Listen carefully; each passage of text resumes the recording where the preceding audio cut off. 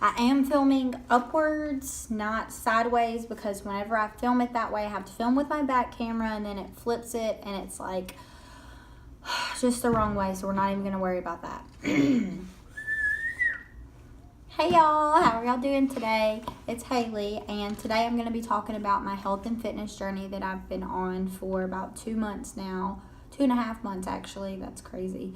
I'm going to just kind of answer some questions that I've been asked along the way and basically just kind of shed a little light to anybody who's maybe wanting to start their own health journey or their own fitness journey, or I don't know, anything like that. So if you're interested in health or fitness or me in my life, stay tuned. The first thing that I'm going to be covering is why did I start? Why did I start this journey that I'm now on? Surprisingly enough, I really haven't been asked why I started my health journey.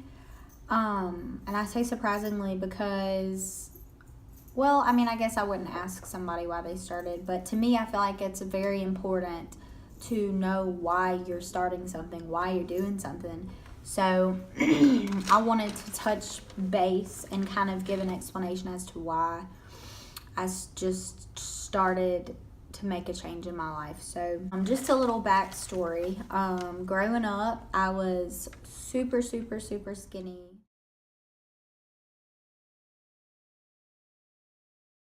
And then finally, like once I was like 17 or 18, I started like actually getting some shape to my figure. I think one of the reasons that I was so tiny is because I was a cheerleader. I've mentioned that before, but anyways, my point is we worked out a lot, we ran a lot, so I think that kept me very tiny. I had muscle, but I was tiny. And so after high school, I did go to college, but I didn't cheer in college, so basically my activity level went from way up here to non-existent, and I gained the freshman 10-15 for sure, but it wasn't anything super noticeable. I was just kind of like, okay, you know. I met my husband actually the day after I graduated from college. I met my husband.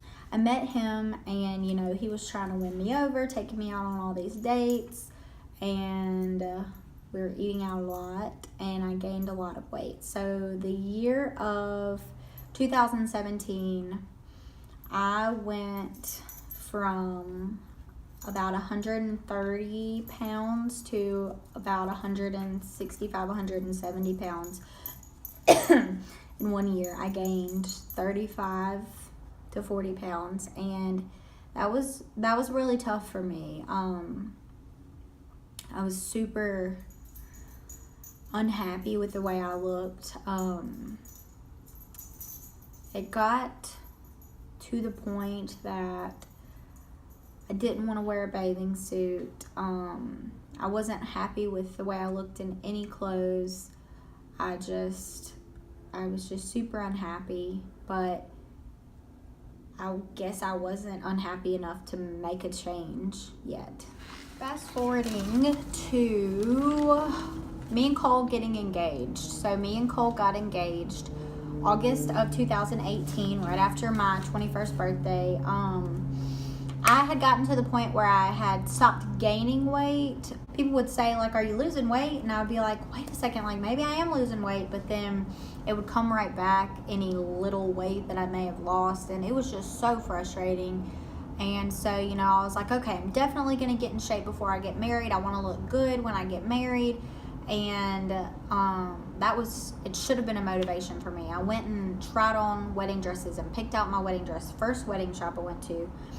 And I was like, yeah, it's a little tight, but I'm going to lose weight by then for sure. Like, if I've ever had a motivation, this is it. So we actually were only engaged for 5 months. So we got engaged in August and got married in January. So I had 5 months to lose weight, which is totally attainable. But when you're not making a change, it's not going to happen. Wedding came. I was still at my heaviest weight for sure. but my wedding dress was a lot looser than when I bought it, so I'm not really sure what happened, but I mean, okay, thank the Lord. But yeah, so we went on our honeymoon. I didn't have to wear a bathing suit a lot. We were on a cruise, but the weather was horrible. So basically, what put it into kick-started it was us moving out of our apartment.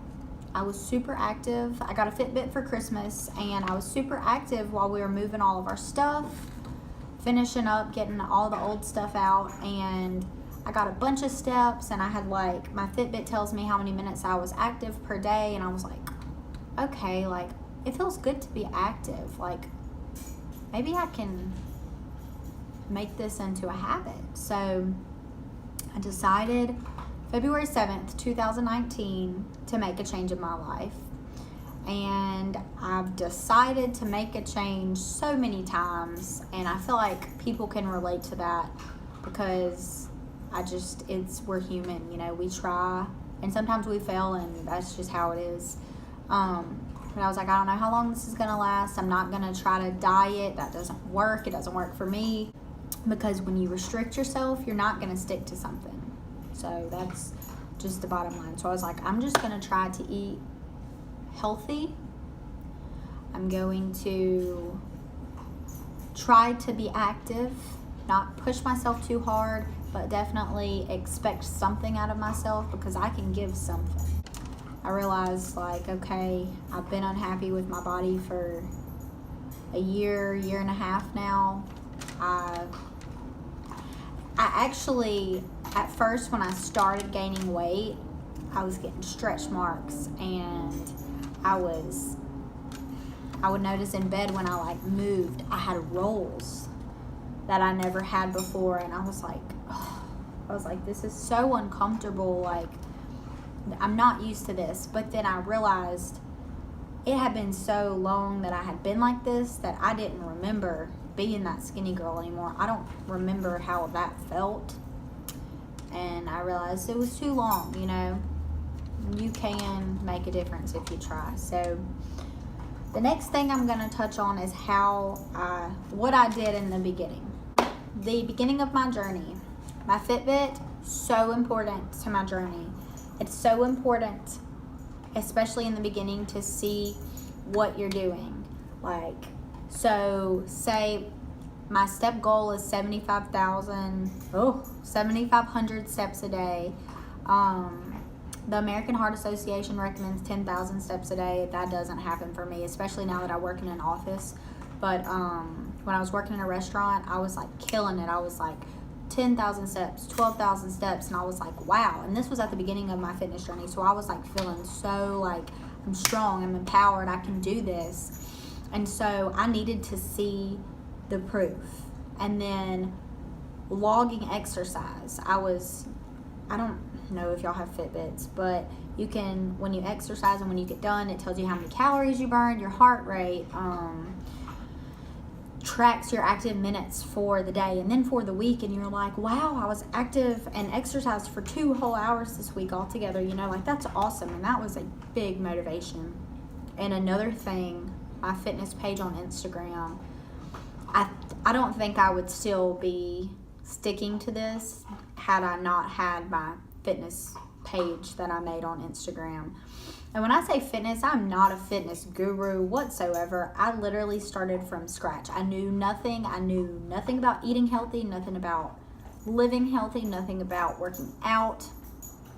I knew nothing, but I knew that I could learn. You're at the bottom, you can't get any lower, right? You know, so the only way is up. So I created this page.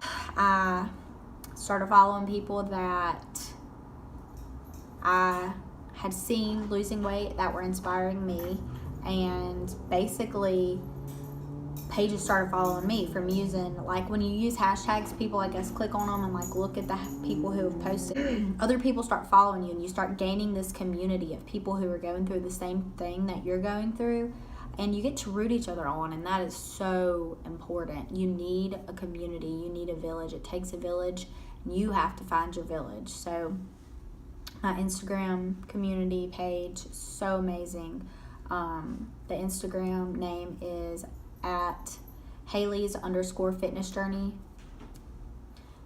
I wouldn't be where I am without it. I highly recommend that. Even if you keep it on private, just to document and hold yourself accountable, you know, because you're going to see the progress you're making through your posts. And from the beginning, I've tried to post everything, the good, the bad, and the ugly. So it was out of my comfort zone, but I mean, I'm glad that I pushed myself to that. Another thing is water. Drink water. Drink water. I have my water right here. I have a sore throat. I need this water. So Fitbit also, you can track how much water you drink. For my body weight, you have to calculate how much you need for your body weight. What I need may not be what you need. So starting out, I was like 165 pounds, 167 to what I started at, because my weight fluctuates, I don't know, anywhere from 165 to 168. So I just say 167. And then I just say 160 because I can't do math. So 160 divided in half is 80. And so that's to say you need 80 ounces of water. So 80 ounces of water is 10 cups of water. And 10 cups of water is equivalent to about 5 water bottles. So if you don't know what kind of cup, how many ounces is in it, drink water bottles. Water bottles are typically 16.9 ounces. 16 ounces is 2 cups. So I just pretend this is just 2 cups. You need to drink a lot of water. You're gonna have to pee a lot at first, but then your body gets used to it. And then you go a day without barely drinking any water, and your body's gonna be like, water. SpongeBob, you know what I'm talking about? Exactly. So, and another thing is food, healthy food. I know it sounds terrible. I know it sounds scary. Pinterest is your best friend. You can find healthy recipes that don't suck, that taste delish. Okay, I found so many good things. One of my favorite things that I found, it's called Baja Bowls. I'll put the recipe in the bio. Perfect, love it. So yummy, and there's alterations you can do to it. It's great.